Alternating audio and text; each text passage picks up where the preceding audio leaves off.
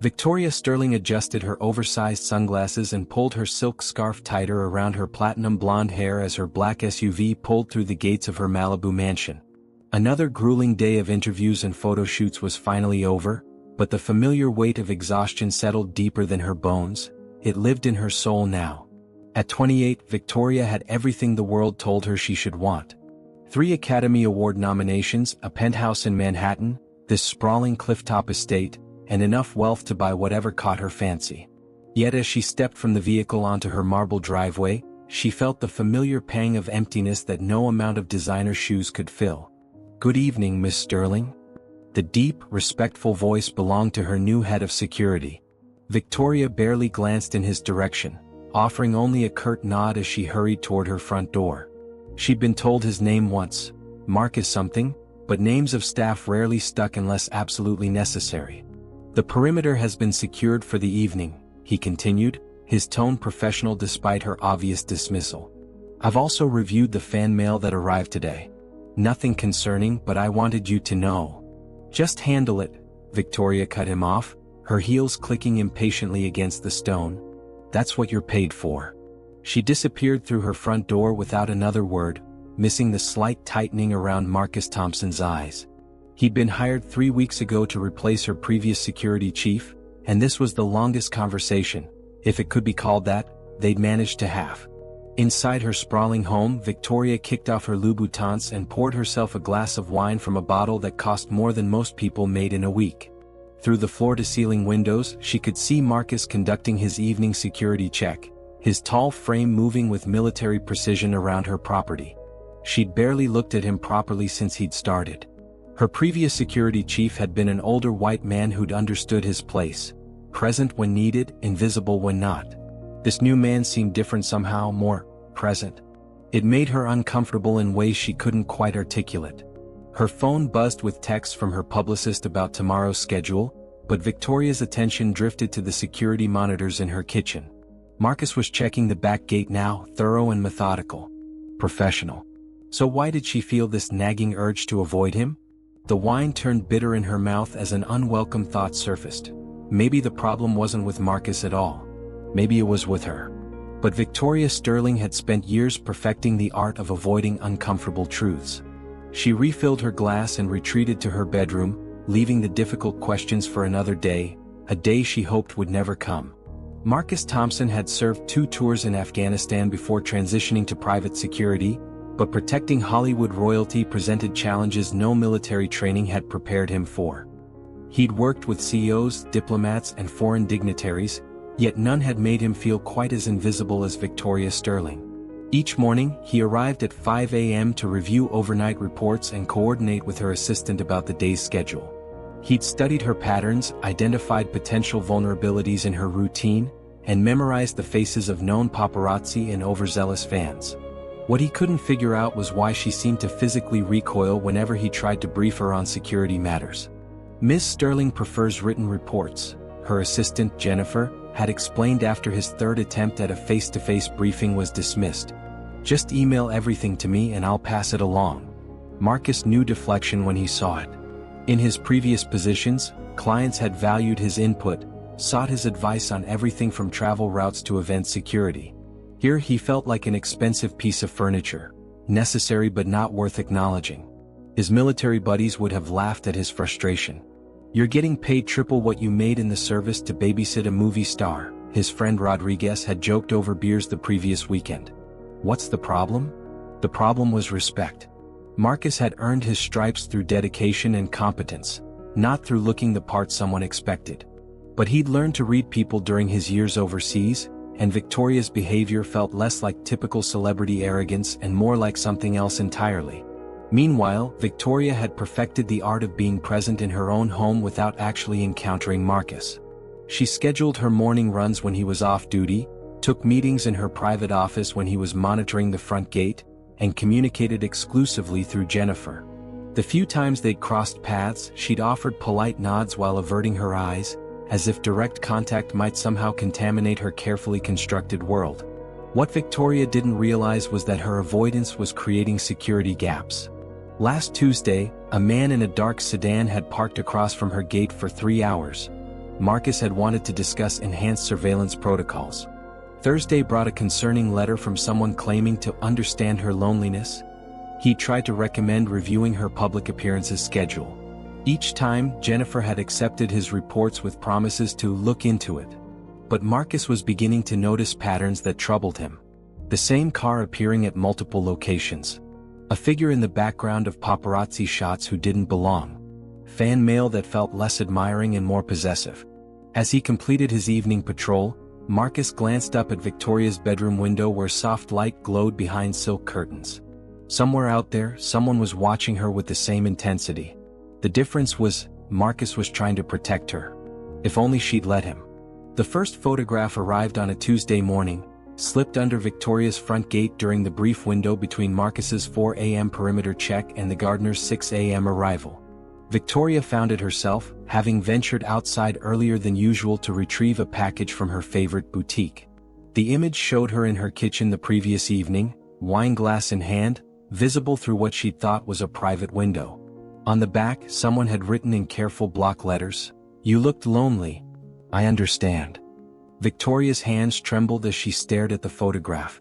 Her first instinct was to call the police, but then she imagined the media circus that would follow. The last thing her career needed was another stalker story splashed across tabloid headlines. She stuffed the photo into her purse and tried to forget about it. Marcus noticed her agitation immediately when she emerged from the house an hour later for her scheduled departure to the studio. Her usual cool composure had cracks in it, darting glances toward the tree line, fidgeting with her phone, jumping slightly when a gardener's truck backfired in the distance. "Is everything all right, Miss Sterling?" he asked as he opened the SUV door for her. "Fine," she replied curtly, sliding into the back seat without meeting his eyes. "Just drive." But Marcus had spent years reading danger signs, and Victoria Sterling was broadcasting distress signals. During the 40-minute drive to the studio, he watched her in the rearview mirror. She kept checking her phone, peering out the rear window, and pressing her hand against her purse as if protecting something inside. When they arrived at Paramount, Marcus performed his usual security sweep of the set. That's when he noticed him, a man in his 30s with sandy hair and glasses, standing among the crowd of onlookers behind the barriers. Nothing unusual there, except Marcus had seen the same face at Victoria's coffee shop on Friday, outside her gym on Sunday, and now here. The man wasn't taking pictures like the other fans. He was just watching with an intensity that made Marcus's instincts prickle. Marcus approached the crowd casually, memorizing the man's features. When their eyes met briefly, the stranger didn't look away or smile like most fans would. Instead, he held Marcus's gaze with a cold, calculating stare before melting back into the crowd.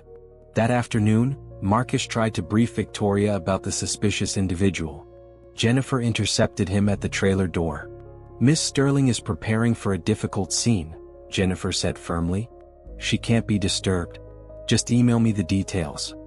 "This can't wait for email," Marcus insisted. "There's someone who—" "Mr. Thompson," Jennifer's voice carried a sharp edge. "Miss Sterling has been very clear about communication protocols. Please respect her wishes." Frustrated but professional, Marcus retreated to his position, watching the crowd with heightened vigilance.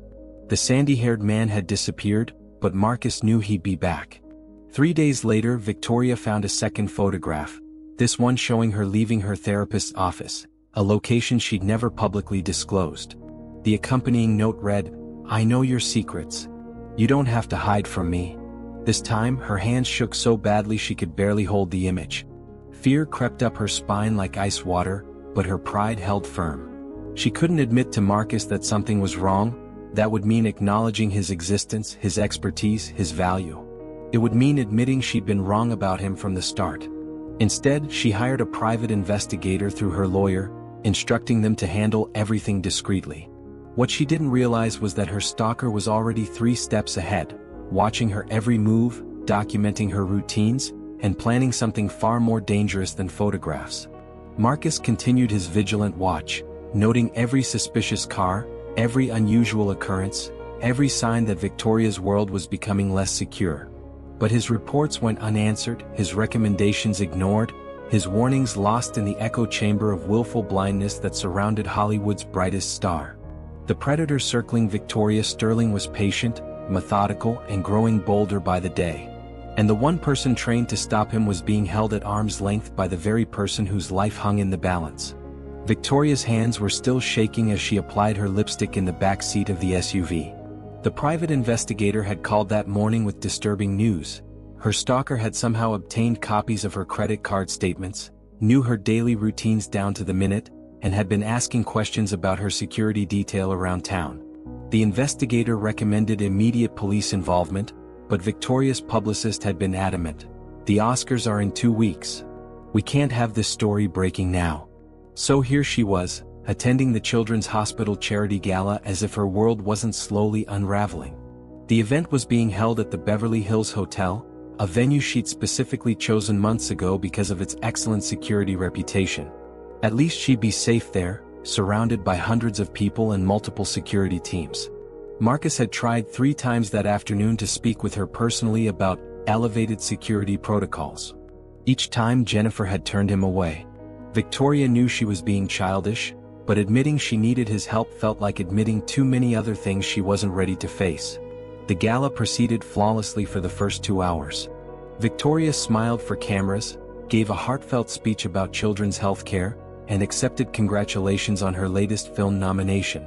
She almost managed to forget about the photographs hidden in her safe at home, the investigators' warnings, and the growing sense that someone was always watching. It was during the auction segment that things went wrong. Victoria had stepped away from the main ballroom to use the restroom, taking a route through the hotel's quieter corridors. She'd made this same walk dozens of times at various events here, past the ornate mirrors, through the service hallway shortcut, around the corner to the elegant powder room. She never saw him coming. Victoria. The voice was soft, almost gentle, but it froze her blood instantly. She turned to find the sandy-haired man from Marcus's reports standing between her and the main corridor, his eyes bright with an unsettling intensity. I've been waiting so long to talk to you properly. I don't know you, Victoria stammered, her training for media coaching sessions failing her completely. You need to leave me alone. But we do know each other, he said, stepping closer. I've been watching over you, learning about you. I know you better than anyone. Those people in there, they only see the actress. I see the real you. The lonely you. Victoria's back hit the wall. The service corridor was empty, the sounds of the gala muffled by heavy doors and thick walls. Her phone was in her purse, but her purse was back at the table. Her mind raced through self-defense moves she'd learned for film roles, but terror made her muscles freeze. You don't have to pretend anymore, he continued, reaching into his jacket pocket. I have something for you. Something special. The knife caught the hallway's dim lighting, its blade reflecting gold from the ornate fixtures. Victoria's scream died in her throat as pure survival instinct kicked in. She pressed herself against the wall, watching the blade come closer, when suddenly the man's eyes went wide with shock. Marcus appeared like a shadow made solid, his hand clamping down on the stalker's wrist with crushing force. In one fluid motion, he twisted the man's arm behind his back, the knife clattering harmlessly to the marble floor. It's over, Marcus said, his voice deadly calm as he pressed the stalker face first against the wall. Don't move. Don't breathe wrong. Don't even think about hurting her. Victoria slid down the wall, her legs giving out as adrenaline flooded her system. She watched in stunned silence as Marcus efficiently restrained her attacker, speaking into his radio with professional composure while keeping the man completely immobilized. Control, this is Thompson. I have a code red situation contained in the North Service corridor. Need immediate police response and medical for the principal. Suspect is in custody. Within minutes, the corridor filled with hotel security, police officers and paramedics. Victoria found herself wrapped in a blanket, Marcus's steady voice guiding her through the chaos. You're safe now, he said, crouching beside her as police led her stalker away. I've got you. You're safe. For the first time since he'd started working for her, Victoria looked directly into Marcus Thompson's eyes. They were kind eyes, she realized. Concerned eyes. Eyes that had been watching over her when she hadn't even known she needed watching. How did you know? She whispered. I've been tracking him for days, Marcus replied gently. I tried to tell you, but I wouldn't listen. The words came out as barely a breath. You saved my life and I wouldn't even listen to you. Marcus helped her to her feet as the paramedics approached. "We can talk about that later, Miss Sterling. Right now, let's get you checked out and home safe." But Victoria knew the talking had only just begun. Victoria sat in her living room at 2 a.m., still wearing her evening gown from the gala, staring at the untouched cup of tea Marcus had made for her hours ago. The police had finally left, the last detective closing his notebook after recording her statement about months of escalating harassment she tried to handle alone. The irony wasn't lost on her. The very person she'd been avoiding had just saved her from her own stubborn pride. Marcus stood by the window, scanning the grounds one final time before the additional security team arrived in the morning. Even now, hours after the attack, his vigilance never wavered. Victoria watched him move with that same precise efficiency she'd dismissed as intimidating, realizing now it was the measured confidence of someone who took his responsibility seriously. "Why didn't you quit?" she asked suddenly, her voice cutting through the quiet. Marcus turned, surprised by the question. It was the first time she'd spoken directly to him without Jennifer as an intermediary. "Ma'am? 3 weeks of me treating you like you were invisible. 3 weeks of refusing to listen to your security concerns. 3 weeks of..." She paused, the words catching in her throat. "Why didn't you just quit and find someone who actually respected your work?" Marcus considered his answer carefully. "Because my job isn't to be liked, Miss Sterling. It's to keep you safe. But I made it impossible for you to do your job properly." Victoria stood up, pacing to the fireplace. "You tried to warn me about him multiple times, didn't you?" "Yes." The simple honesty of his response hit harder than any accusation could have. Victoria closed her eyes, remembering every dismissed report, every avoided conversation, every time Jennifer had turned him away on her instructions. "He could have killed me tonight," she whispered. "If you hadn't been there, if you hadn't been watching despite everything." "But I was there," Marcus said gently. "That's what matters now." Victoria turned to face him fully for the first time since he'd started working for her. Really look at him. He was younger than she'd assumed, maybe mid-30s, with intelligent eyes and a bearing that spoke of discipline and integrity. His hands, she noticed, were steady despite the violence they'd just prevented. Everything about him radiated competence and quiet strength. "I owe you an apology," she said. "Actually, I owe you a lot more than that." Marcus shook his head. "You don't owe me anything." "Yes, I do." Victoria took a deep breath, forcing herself to confront truths she'd been avoiding for weeks. "I made assumptions about you from the moment you started working here. Assumptions that had nothing to do with your qualifications or your character and everything to do with my own prejudices." The word hung heavy in the air between them. Marcus remained silent, allowing her to continue. "You want to know the truth? I was raised in Connecticut boarding schools and Beverly Hills mansions where people who looked like you were either athletes I watched on TV or staff members who served at my parents' parties. I never had to examine those assumptions because I never had to face them." Victoria's voice grew stronger as she spoke. "But that's not an excuse. That's just pathetic." "Miss Sterling." "Victoria," she corrected. "And please let me finish. You've been nothing but professional, dedicated, and brilliant at your job. Tonight, you literally put your life on the line for someone who's treated you with casual dismissal for weeks. You deserved better from me from day one."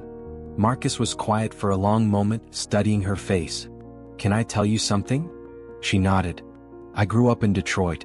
My father worked 3 jobs to put me through college, and my mother cleaned houses to pay for my books. I joined the army because it was the only way I could afford to serve something bigger than myself and build a career that mattered. I've protected senators, ambassadors, and corporate executives. Some treated me well, some didn't. But I've never let someone else's limitations define my own standards." Victoria felt heat rise in her cheeks. "Which makes my behavior even worse." "It makes your behavior human," Marcus said simply. "What matters is what you do with this moment moving forward." Victoria walked to the window where Marcus had been standing, looking out at the grounds he protected every day. "I want to start over. I want to do better. But I don't even know where to begin." Marcus joined her at the window, maintaining a respectful distance but present in a way that felt different now, not like hired help but like an ally. "We could start with you trusting me to do my job," he suggested. "And maybe letting me brief you on security protocols instead of hiding behind assistants." Victoria managed a small laugh. "That sounds reasonable." What else? Well, Marcus said with the hint of a smile, you could start by drinking that tea before it gets completely cold.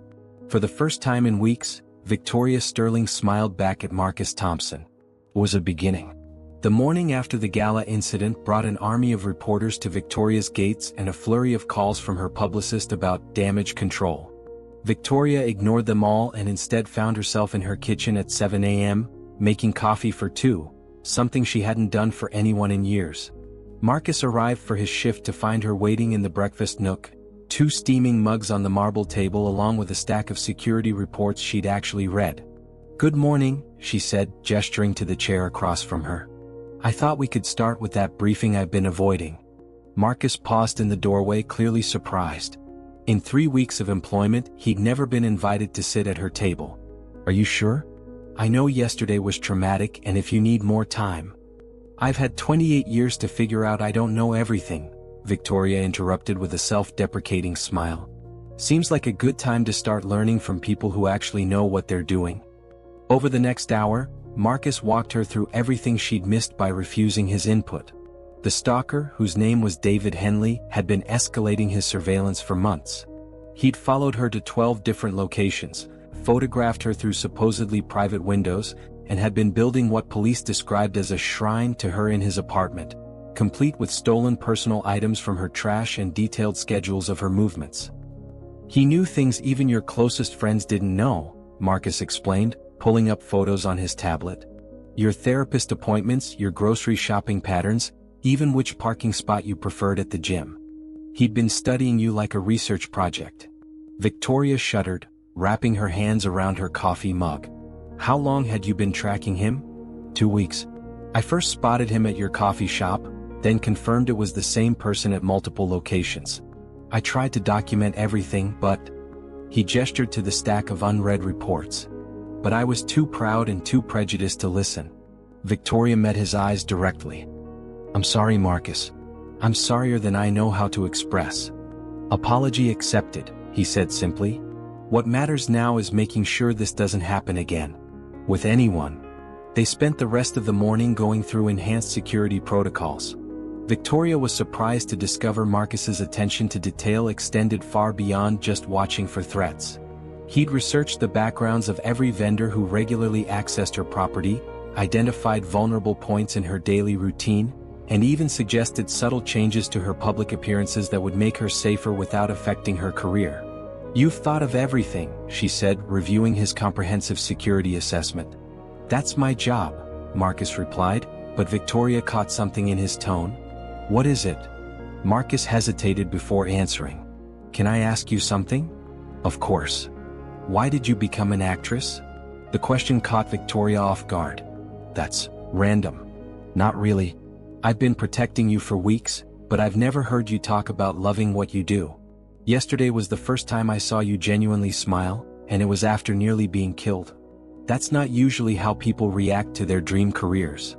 Victoria stared into her coffee, Marcus's observation hitting uncomfortably close to home.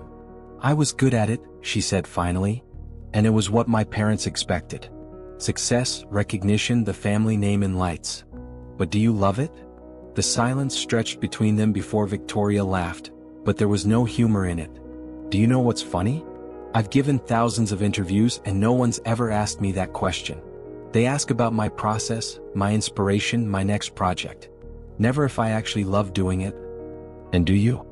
Victoria considered the question seriously. "Parts of it. I love the craft when I'm working with directors who challenge me. I love the charitable work making a difference. But the rest?" She shrugged. "It's a golden cage like you said that first night." "I never said that." "No, but I thought it when I saw you watching me. You looked at me like you were seeing someone trapped." Victoria paused. "Were you?" Marcus chose his words carefully.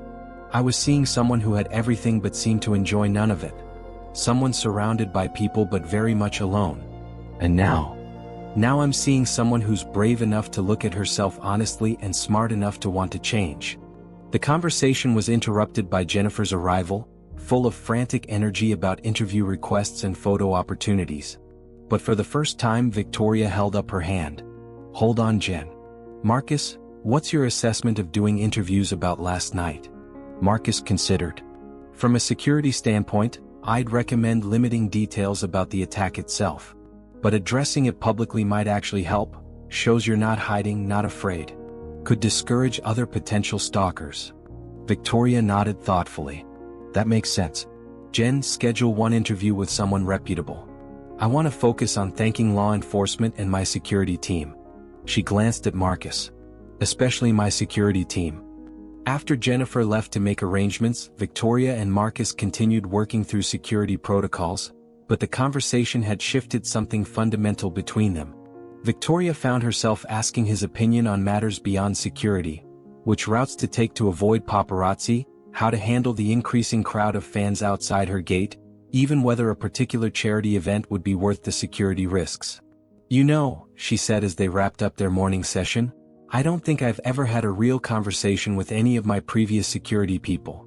What made you want to have one with me? Victoria smiled. Maybe nearly dying puts things in perspective. Or maybe it just took me this long to realize that the person I was most afraid of getting to know might be exactly the person I needed to know. Marcus returned her smile. Well, for what it's worth, I think you're worth getting to know too, Victoria. It was the first time he'd used her first name and somehow, it felt like everything was finally beginning. 3 weeks after the attack, Victoria stood at the podium of the Beverly Hills Hotel's main ballroom, the same venue where Marcus had saved her life. Today, however, she wasn't running from anyone. She was facing a room full of reporters, industry executives, and colleagues with a story she'd never told before. I want to thank the Beverly Hills Police Department for their swift response and thorough investigation, she began, her voice steady and clear. David Henley has been charged with multiple felonies and is receiving the mental health treatment he clearly needs. But today, I want to talk about something more important. The person who saved my life and the lesson he taught me about looking beyond my own assumptions. In the back of the room, Marcus stood with the hotel's security team, monitoring the crowd with his usual vigilance. Victoria had insisted he be there, though he tried to argue that her praise wasn't necessary. Marcus Thompson has been my head of security for just over a month, Victoria continued. For most of that time, I treated him as if he were invisible, not because of anything he did or didn't do but because of my own prejudices and preconceptions. I'm not proud of this, but I'm sharing it because I think we all need to examine the ways we dismiss people before we truly see them. She paused, finding Marcus's eyes in the crowd. He gave her an almost imperceptible nod of encouragement. Marcus tried to warn me about the escalating threat multiple times. He identified patterns I couldn't see, recognized dangers I refused to acknowledge. But I wouldn't listen, not because his analysis was wrong, but because I had decided who he was before I bothered to learn who he actually is. The room was completely silent now. Victoria had given thousands of interviews but never one this personal, this raw. Marcus Thompson is a decorated Army veteran who served 2 tours overseas protecting our country. He has advanced training in threat assessment, crisis management, and personal protection. He's intelligent, dedicated, and has literally put his life on the line for people who didn't deserve his sacrifice. The night he saved me, he could have been seriously injured or killed protecting someone who had spent weeks treating him with casual disrespect. Victoria's voice grew stronger as she continued. But here's what makes Marcus exceptional. He never let my behavior compromise his standards.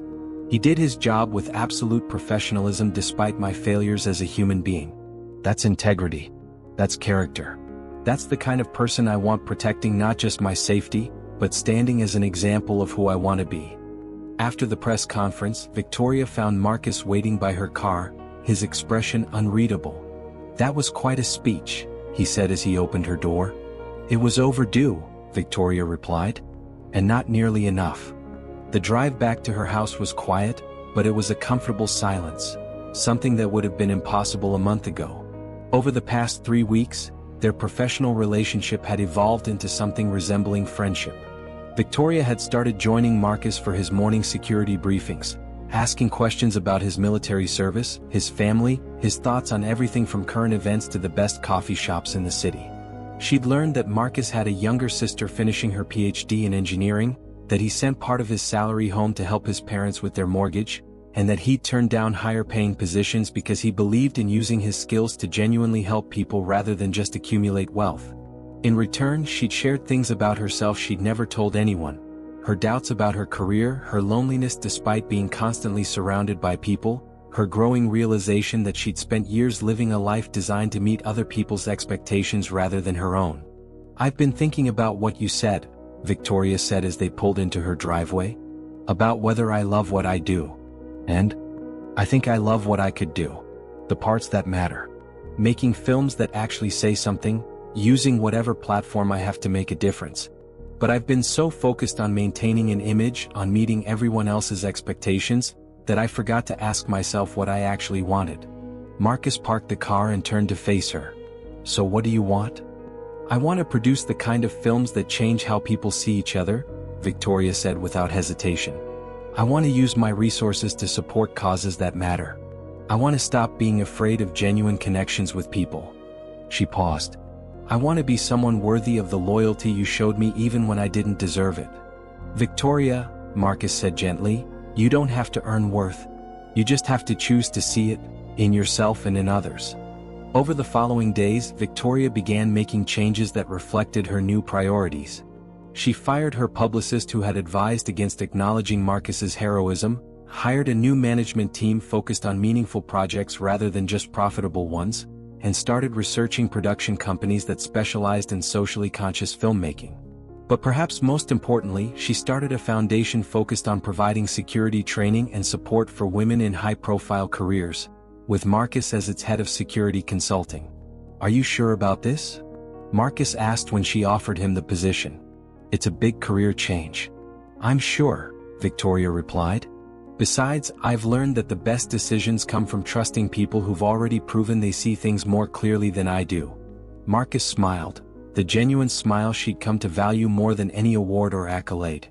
"In that case I accept. Partner." "Partner," Victoria agreed and meant it completely. 6 months later, Victoria Sterling walked through the offices of Safe Harbor Foundation with the kind of confidence that came not from fame or wealth, but from purpose. The converted warehouse in downtown Los Angeles buzzed with activity. Security consultants training female executives, therapists counseling stalking victims, and legal advocates working pro bono cases. The Henderson case just settled. Marcus called out from his corner office, where he was reviewing security assessments for 3 new clients. Her stalker accepted the restraining order and agreed to mandatory counseling. Victoria smiled as she approached his desk, carrying 2 cups of coffee, a ritual that had become as natural as breathing over the past months. "That's the 4th successful resolution this month. I think you're getting good at this consulting thing." "We're getting good at it," Marcus corrected, accepting his coffee gratefully. "Your Hollywood connections opened doors I never could have accessed alone." It was true. Victoria's public transformation had resonated far beyond the entertainment industry. When A-list celebrities started openly discussing their security concerns and the importance of treating protection professionals with respect, it had sparked broader conversations about workplace dignity, unconscious bias, and the value of expertise regardless of its packaging. The foundation now employed 12 full-time staff members and had helped over 200 women establish comprehensive security protocols. More importantly, it had changed how the entertainment industry approached personal protection, emphasizing collaboration between clients and security professionals rather than the traditional invisible servant model. "I have news," Victoria said, settling into the chair across from Marcus's desk, the same chair where she'd first learned to truly listen to his expertise 6 months ago. "Good news or challenging news?" "Both. Paramount offered me the lead in that biographical film about Maya Angelou we discussed." Marcus's face lit up. "Victoria, that's incredible. That's exactly the kind of project you wanted to do." "It is. And I said yes, but with conditions." Victoria grinned. "I'm also executive producing and I insisted on hiring a diverse crew at every level. Plus, 10% of my fee goes directly to literacy programs in underserved communities." "And the challenging part?" 3 months of location shooting in Alabama and New York. "Which means either finding a temporary replacement for you here or..." She trailed off hopefully. Marcus leaned back in his chair, considering. "Or taking the security consulting mobile for 3 months while we help you make a film that might actually change how people see the world." "Exactly. When do we start?" Victoria laughed, the sound carrying none of the brittle edge it had held during those early days when laughter had been just another performance. "We." "Partner," Marcus reminded her with a smile. Remember? We're in this together now. Looking at Marcus, really seeing him as she'd learned to do, Victoria marveled at how different everything felt from those first weeks of stubborn blindness. The man she'd once dismissed as hired help had become her closest collaborator, her most trusted advisor, and quite simply her best friend. More than that, he'd become living proof that security wasn't just about protection from external threats. True security came from surrounding yourself with people of integrity, from building relationships based on respect rather than assumptions, from having the courage to examine your own biases and grow beyond them. There's something else, Victoria said, pulling out a thick envelope from her purse. I got a letter yesterday. From David Henley. Marcus's expression immediately sharpened with concern. Should I? It's okay, Victoria assured him. He's in a treatment facility, and his doctors approved the correspondence. He wanted to apologize for what he put me through, and to thank me for advocating for mental health resources rather than just punishment during his sentencing. She handed Marcus the letter, watching as he read through Henley's careful handwriting. A man slowly finding his way back to reality with proper medical care and therapy. He's getting better, Marcus observed. Real help instead of just incarceration.